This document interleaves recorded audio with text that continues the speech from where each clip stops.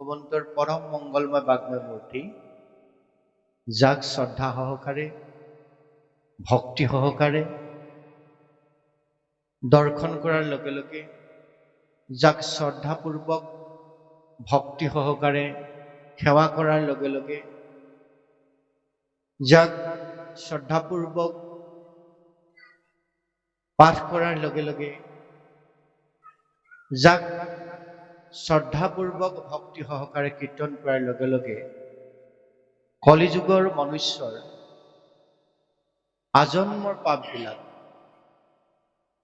তাৎক্ষণিকভাৱে পূৰ্ণকৃষ্ণ ভগৱন্তৰ হৃদয়তে থাকে হৰণ কৰি লৈ যায়।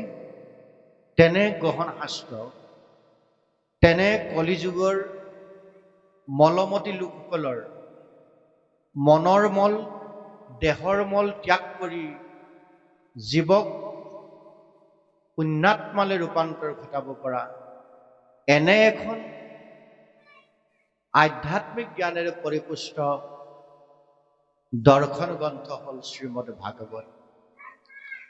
এই শ্ৰীমদ ভাগৱতৰ কাষলৈ যাৰাসকলে অতি আন্তৰিকতাৰে,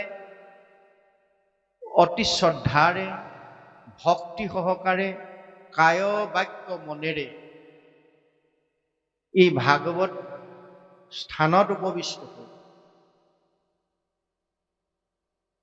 পূৰ্ণকৃষ্ণ ভগৱন্তৰ চৰণত নিজক সমৰ্পণ কৰি দিলে, হৃদয়তে ভগৱন্ত বস্তু থাকি সেই জীৱবিলাকক বিবেক নামৰ শক্তিটোত অনুকূল বায়ুৰূপে সৰ্বক্ষণে কৃপা কৰি নৰে ঈশ্বৰত্ব লাভ কৰা, নৰে ঈশ্বৰ নৰেশ্বৰ হোৱা, জীৱই শিৱৰ লগত সংপৃক্ত হোৱা যি ব্যৱস্থা, সেই ব্যৱস্থা আজিৰ দৰে এনেকুৱা পবিত্ৰ গুৰুগৃহা আমাক প্ৰদান কৰিছে। যদিও আপোনালোকে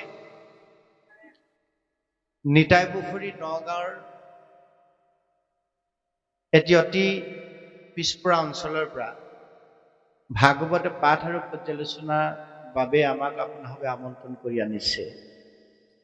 আচলতে আমি সিমানৰ পাত্ৰ নহয়। আপোনালোকক আমি আৰম্ভণিতে কৈছো, আমি এই ভাগৱতৰ লগত সম্পৃক্ত হৈ এই কথাবিলাক আমি যেনেদৰে নিজে অনুভৱ কৰো, বুজো, নিজৰ অনুভৱ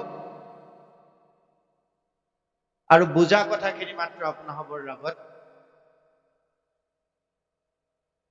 আমি জ্ঞানৰ সীমাবদ্ধতাত থাকি আগবঢ়াবৰ কাৰণে যত্ন কৰিম।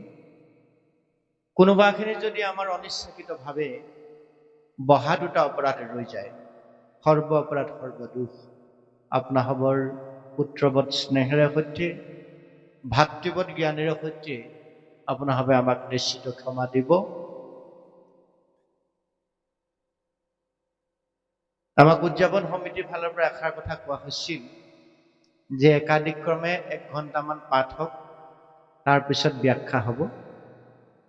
ইতিমধ্যে আধা ঘণ্টা সময় আমি পাঠ কৰিছো, আৰু যদি আপোনালোকে কয় বোলে নহয় ভাগৱত পাঠ চলি থাকক, আমি আপোনালোকৰ বাক্য ৰক্ষা কৰি আগবাঢ়ি গৈ থাকিম। আৰু আমি আৰম্ভণিতে সেইকাৰণে কৈছো যে ইয়াৰ যিখিনি কথা, ভাগৱত যিহেতু দ্বাদশ স্কন্ধৰ, অৰ্থাৎ ঔ নমো ভগৱতে বাসুদেৱায়, তাত 12টা অক্ষৰ আছে। এই 12 অক্ষৰে 12 স্কন্ধ ভাগৱত হৈছে। ভাগৱতৰ প্ৰথম আৰু দ্বিতীয় স্কন্ধ আপোনালোকে কথাখিনি কম বেছি পৰিমাণে সকলোৱে জানে।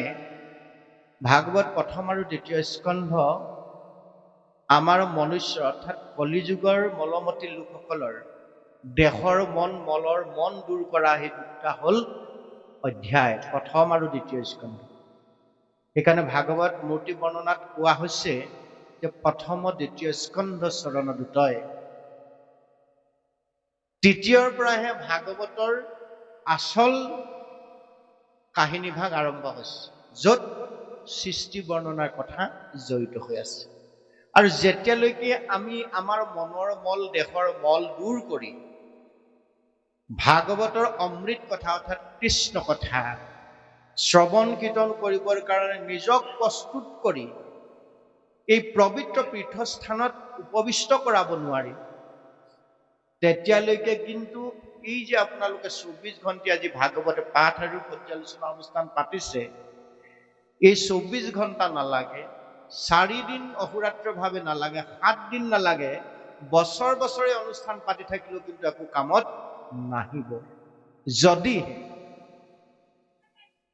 আমি ভাগৱতৰ কথাখিনি পৰ্যায়ক্ৰমে নিজে বুজি লৈ নিজে তাক কায় বাক্য মনে পালন কৰিবলৈ যত্ন কৰি লৈ এনেকুৱা অনুষ্ঠানবিলাক জগতৰ কল্যাণৰ কাৰণে বা যুৱক যুৱতীসকলৰ কল্যাণৰ কাৰণে অনুষ্ঠিত কৰিলে আমি তাৰ পৰা সুফল লাভ কৰিব পাৰিম।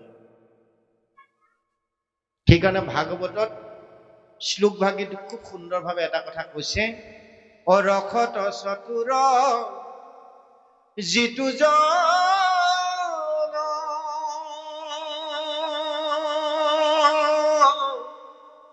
কৃষ্ণৰ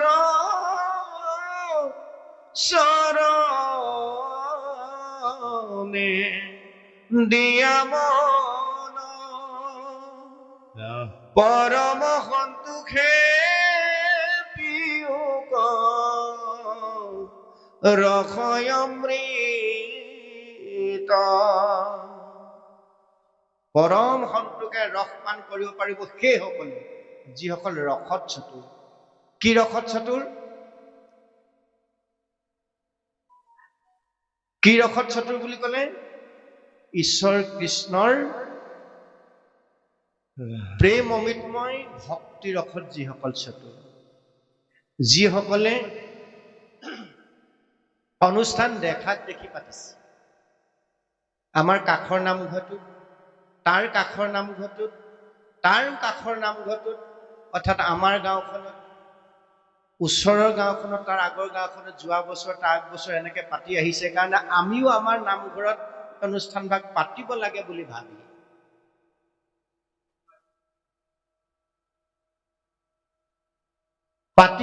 বুলি ভাবি যদি আমি গাঁঠি ধন খৰচ কৰি অনুষ্ঠান পাতিছো, তাৰ পৰা কিন্তু আমি কেতিয়াও সুফল লাভ কৰিব নোৱাৰিম।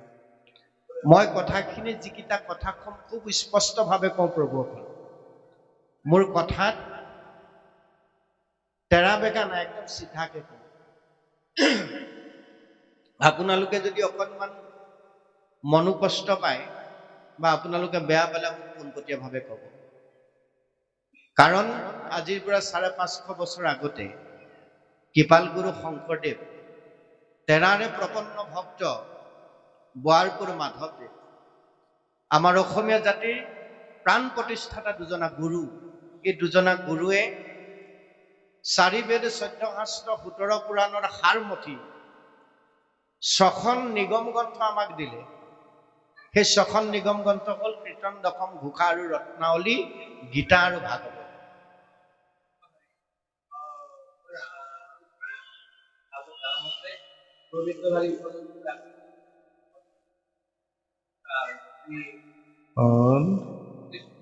গতিকে 4 বেদ 14 শাস্ত্ৰ 17 পুৰাণৰ সাৰমথি যেতিয়া আমাক 6খন গ্ৰন্থ নিৰ্দিষ্ট কৰি দিলে, আমি তাৰ বিপৰীতে গৈ বেদ বিচাৰি হাবাথুৰি খাই, পুৰাণ বিচাৰি হাবাথুৰি খাই, অন্যান্য উপপুৰাণ অন্যান্য ধৰ্মগ্ৰন্থবোৰ বিচাৰি হাবাথুৰি খাই ফুৰাৰ কিবা যুক্তি আছে বুলি আমি নাভাবো। এতিয়া কীৰ্তন, দশম, ঘোষা, ৰত্নাৱলী, গীতা, ভাগৱত হ'ল আমাৰ অসমীয়া জাতিৰ জীৱনদায়িনী গ্ৰন্থ, আমাৰ মানৱ জাতিৰ কাৰণে জীৱনদায়িনী মন্ত্ৰ হিচাপে প্ৰসিদ্ধ গ্ৰন্থ হ'ল এই 6খন গ্ৰন্থ। তাৰো ভিতৰত শ্ৰেষ্ঠতম কৰি ৰখা হৈছে যে যিহেতু শংকৰদেৱ আৰু মাধৱদেৱে ভাগৱত আৰু গীতাখন ৰচনা কৰা নাছিল, সৰ্বশ্ৰুতি শিৰোৰত্ন হ'ল ভাগৱত, এইখন হ'ল বৈকুণ্ঠৰ শাস্ত্ৰ। বৈকুণ্ঠৰ শাস্ত্ৰ এইটো মহাভাগৱত, জেনমতে পৃথিৱীত ভৈলন্ত বেকত বুলি কৈছে। গতিকে এই বৈকুণ্ঠৰ কল্পতৰু মহাভাগৱত শাস্ত্ৰৰ সাৰমথি, গীতাৰ সাৰমথি 4খন গ্ৰন্থ আমাৰ কাৰণে দিলে। এই যি 4খন গ্ৰন্থ আপোনালোকে এই 24 ঘণ্টীয়া ভাগৱত পাঠ আৰু ব্যাখ্যা অনুষ্ঠানৰ মুখ্য গ্ৰন্থ হিচাপে বৈকুণ্ঠ পথ অংকন কৰি সেই 4 পুথি তাত সন্নিৱিষ্ট কৰি ৰাখিছে, কীৰ্তন, দশম, ঘোষা আৰু ৰত্নাৱলী। গতিকে এই 4খন গ্ৰন্থ, ভাগৱত মহাগ্ৰন্থ আৰু গীতা সৈতে 6খন গ্ৰন্থই একমাত্ৰ বিষয় হিচাপে নিৰূপণ কৰিছে অনন্ত কোটি ব্ৰহ্মাণ্ডৰ অধিকাৰী মহাহৰি বিষ্ণু অৰ্থাৎ কৃষ্ণ। অগোবিন্দ গোবিন্দ গোবিন্দ গোবিন্দ গোবিন্দ ৰাম মুৰাৰী, অনন্ত কোটি ব্ৰহ্মাণ্ড হৰি অধিকাৰী। এখন দুখন ব্ৰহ্মাণ্ড নহয়, অনন্ত কোটি ব্ৰহ্মাণ্ডৰ পৰিচয় আমাক শাস্ত্ৰই দিছে। এই অনন্ত কোটি ব্ৰহ্মাণ্ডৰ অধিকাৰী হলে এজন, সেইজন হল দৈৱকী নন্দন কৃষ্ণ। সেইজনক মহাহৰি বিষ্ণু বুলি কোৱা হৈছে, যিজনে 4 মুঠি জীৱৰ কল্যাণৰ অৰ্থে ধৰাধামত বিভিন্ন সময়ত বিভিন্ন ৰূপে অৱতাৰ ধাৰণ কৰি দুষ্টক দমন আৰু সন্তক পালন কৰি ধৰাধামত তেৰাৰ ক্ষুদ্ৰ সনাতন ভক্তি ধৰ্ম প্ৰচাৰ কৰি থৈ গৈছে। সেইজন কৃষ্ণৰ চৰণ আমি কায় বাক্য মনে শুদ্ধি ভবিষ্যকে একান্ত ভাৱে নিজক সংপৃক্ত কৰি সমৰ্পণ কৰি তেৰাৰ গুণনাম আজিৰ দৰে এই পবিত্ৰ পীঠস্থানত এনেদৰে সৌধ পাতি সাধু সং তৈয়াৰ কৰি কায় মনোবাক্যে যদি শ্ৰৱণ কীৰ্তন কৰো, তেতিয়াহ'লে আমাৰ প্ৰত্যেকটি জীৱৰে ভগৱন্তৰ কল্যাণ সাধন কৰিব। আমি ভগৱন্তৰ লীলাচৰিত কৃষ্ণ প্ৰেমামৃত ভক্তি ৰস আস্বাদন কৰিবৰ কাৰণে বেলেগকৈ আৰু বেলেগ কিবা এটা নাম দি কোনোবা এটি অনুষ্ঠান আমি গঠন কৰিব নালাগে। এই যে পবিত্ৰ গুৰুগৃহ আজিৰ পৰা 550-600 বছৰ আগতে কৃপাল গুৰু শংকৰদেৱ বোৱাৰপুৰ মাধৱদেৱে আমাক প্ৰদান কৰিলে, এই হল আমাৰ ভক্তিৰ কঠীয়াতলী। ইয়াত থাকি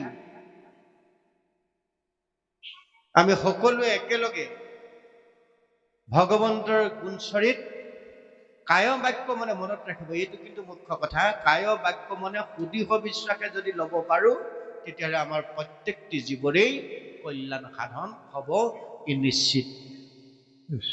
এইটোৱে হ'ল আমাৰ বিশেষভাৱে জানিব লগা, বুজিব লগা কথা। ভাগৱতে সেইজন কৃষ্ণক আমাক পৰিচয় কৰাই দিছে, যিজন কৃষ্ণ উৰণ বুৰণ গজন ভ্ৰমণ 4 মুঠি জীৱৰ পালক, সংহাৰক আৰু পৰম গতিদাতা। সেইজন কৃষ্ণৰ চৰণত আমাক আশ্ৰয় ল'বলৈ প্ৰথমতে কোৱা হৈছে, আৰু সেইজন কৃষ্ণক পোৱাৰ একমাত্ৰ পথটো আমাক দিলে। যত স্বৰ্গ সুখ আছে বুলিছে, বৈকুণ্ঠ সুখ যি আছে তাতোতকৈ শ্ৰেষ্ঠতম সুখ ভগৱন্তক প্ৰাপ্তিৰ সুখ ক'ত আছে বুলিছে? ভকতৰ সংগত। ভকতৰ সংগ অল্পকো নহি তুল। আজি যি ভকত সমাজ আপোনাৰ হবে পূব পশ্চিম উত্তৰ দক্ষিণ 4টি দিশৰ পৰা আবাসন কৰি আনি আপোনাৰ হ'ব গুৰুগৃহত একত্ৰিত কৰাইছে। এই ভকতৰ চৰণ সেৱা যদি আপোনাৰ হবে সঠিকভাৱে কৰিব পাৰিছে, ভকতৰ লগত একেলগে একাত্ম হৈ ভগৱন্তৰ কথা যদি আপোনাৰ হবে শুদ্ধ চিত্তে পবিত্ৰ মনেৰে শ্ৰৱণ কীৰ্তন কৰিব পাৰিছে, তাৰ জৰিয়তে নিশ্চিতভাৱে আমাৰ প্ৰত্যেকৰে কৃপা লাভ হ'ব।